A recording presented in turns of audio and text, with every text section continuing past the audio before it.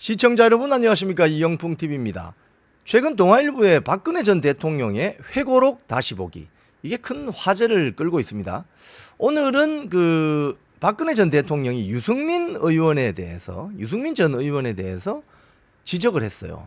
설명을 상당 부분 할애를 해서 했는데, 김무성 전 의원과 유승민 전 의원에 대해서 이야기를 했습니다. 그런데 이제 이 두 전 의원은 연결되어 있지만 유승민 전 의원만 따로 제가 떼내어서 박근혜 대통령이 무슨 말을 하셨는지 제가 좀 설명을 드리고, 최근의 정치 상황에 빗대어서도 한번 이 박근혜 전 대통령의 멘트를 정말 한번 복귀하고 되새겨볼 필요가 있어서 제가 소개를 합니다.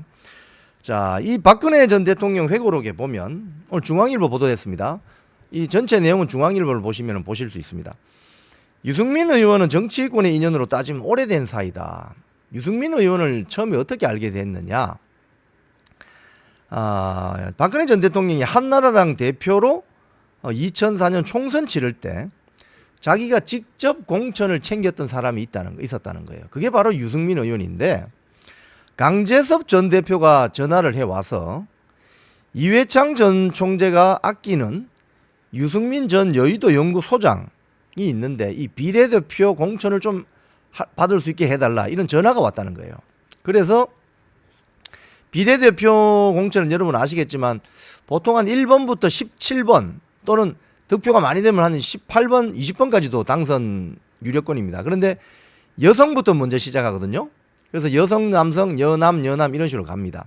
그래서 앞부분은 좀 상징적인 인물로 가게 되죠. 뭐 직능단체 대표성이 있다든지, 뭐 독립유공자 후손이라든지 등등. 그렇기 때문에 유승민 전 의원이 당선 유력권에 들어가려면 한 14번 전으로 들어가면, 14번 앞으로만 들어가면 당선 유력권이 되죠. 그래서 박근혜 전 대통령이 직접 챙겼다는 거예요. 비례대표 당선군에 들어갈 수 있도록. 박근혜 전 대통령의 말은 이렇습니다. 당시 유승민이라는 사람이 누군지 전혀 몰랐지만 이전 총재, 즉 이회창 전 총재를 예우하는 차원에서 유승민 의원의 비례대표 순번을 안정권 안으로 조정했다. 14번 안으로 밀어넣으면 되는 거죠. 이후 유승민 의원은 이제 비례대표로 당선이 되어서 비서실장, 박근혜 전 대통령 당대표 비서실장을 역임했고, 또 박근혜 대통령이 또 본인이 요청을 해가지고 2005년 10월에 대구 동을 지역구에 재선거에 출마해서 당선됐다는 거예요. 이제 지역구를 가진 현역 의원까지 됐습니다. 그때 사실 열린우리당의 상대 후보는 이강철 전 청와대 시민사회 수석이어서 거물이었기 때문에 박근혜 전 대통령 본인도 혼신의 힘을 다해서 도왔다. 그래서 당선되도록 도왔다. 그리고 2007년 대선 경선 캠프에서도 유승민 전 의원은 핵심으로 활약했다. 자, 그랬던 유승민 의원이 언제부턴가 박근혜 전 대통령에게 거리를 두기 시작했다. 이명박 정부 시절에 차기 대선 출마를 위해서 공부 모임을 했는데 그 공부 모임에 유승민 전 의원이 안 나오기 시작했다. 왜 안 나오기 시작했는지 아직도 그 이유는 알지 못한다.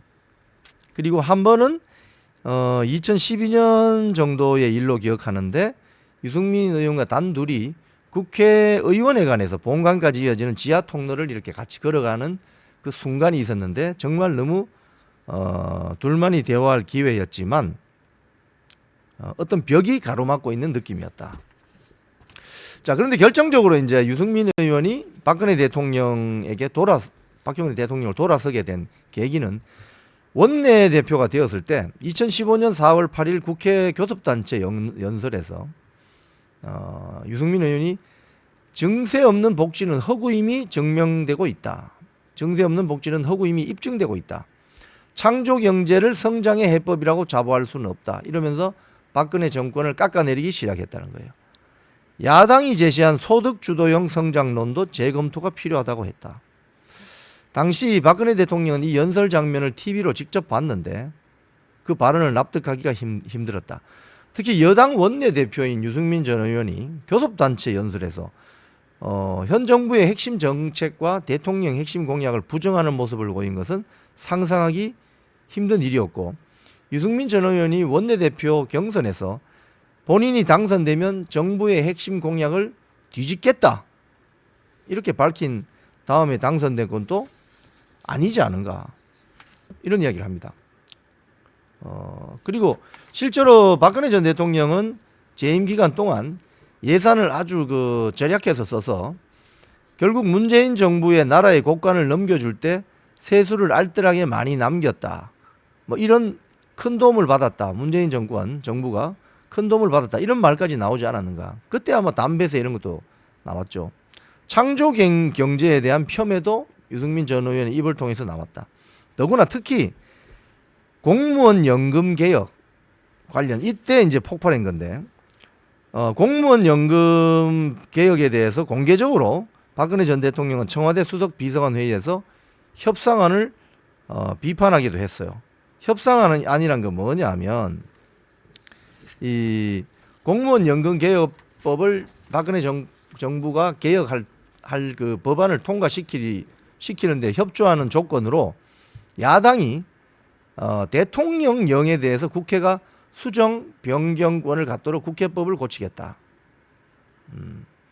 당시 정부는 국회 선진화법에 가로막혀서 국회에서 의미 있는 법안 처리를 하나도 못하는 상황이었다.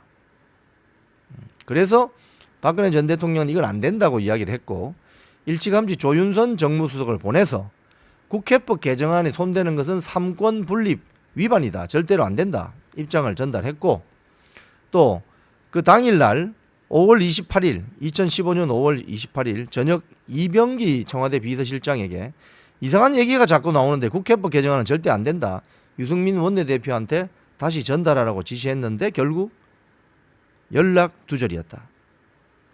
결국 박근혜 대통령은 속수무책인 상태에서 국회법 개정안이 5월 29일 새벽에 통과되는 걸 보고 어떤 이야기가 나오는지 알아보니 당시 야당 측이 이런 사안은 대통령이 잠자는 한밤중에 해치워버려야 한다고 제안해서 여당이 그에 따른 것이라고 들었다.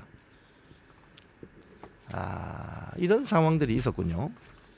자, 그래서 이런 상황이 전개되는 걸 보고 박근혜 대통령 본인은 더는 유승민 전 원내대표와 함께 일할 수 없다고 결심했고 국민이 뽑아주시면 이러이러한 일을 하겠다고 약속해서 당선됐으면 그 약속을 충실히 지켜야 한다. 그래서 당선된 후에는 신뢰를 어기는 배신의 정치는 결국 패권주의와 줄세우기 정치를 양산하는 것이다. 이런 이야기를 했더니 이 발언 이후에 새누리당 내에서도 유승민 전 원내대표가 더 이상 버티기 어렵다고 확산되어서 7월 8일 날 원내대표직에서 물러났다는 겁니다. 그런 사퇴 회견에서 또 이런 이야기까지 했다고 하네요. 유승민 전 의원은 말입니다. 대한민국은 민주공화국임을 천명한 헌법 1조 1항의 지엄한 가치를 지키고 싶었다. 이런 이야기를 하고 원내대표를 사퇴했다고 합니다.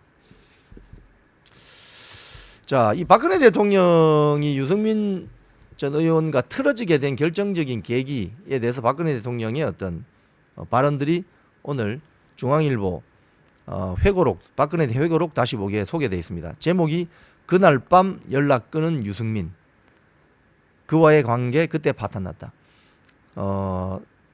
국민연금법안을 국회 통과시키면서 그 부대 조건으로 야당이 제시한 대통령령을 국회에서 수정할 수 있도록 해주는 거. 쉽게 하면 서로 주고받고 바트를 한 거죠.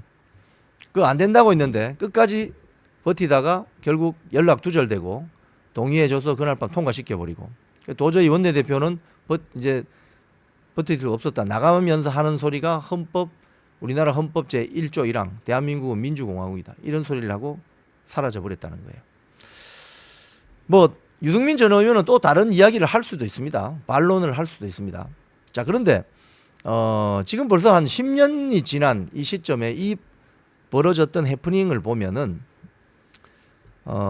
박근혜 대통령이 말한 배신의 정치 돌아서면 배신하고 조삼모사로 돌아서면 배신하고 아침에 했던 말이 저녁에 달라지고 이런 것들이 뭐 대한민국뿐만이 아니라 전 세계 정치판에서 다반사로 벌어지는 일이겠죠. 하지만 박근혜 대통령은 원칙이 있어요. 국민을 배신하면 안 된다. 아무리 곰바우 소리를 듣더라도 국민에 대해서 한 약속은 지켜져야 한다. 그 원칙을 지키려고 했던 대표적인 정치인입니다. 지금도 박근혜 전 대통령이 지적한 이 배신의 정치, 배신의 정치 문화, 배신의 발언들이 계속되고 있다는 점을 시청자 여러분들은 잘 지켜보고 계시죠? 이영풍 TV였습니다.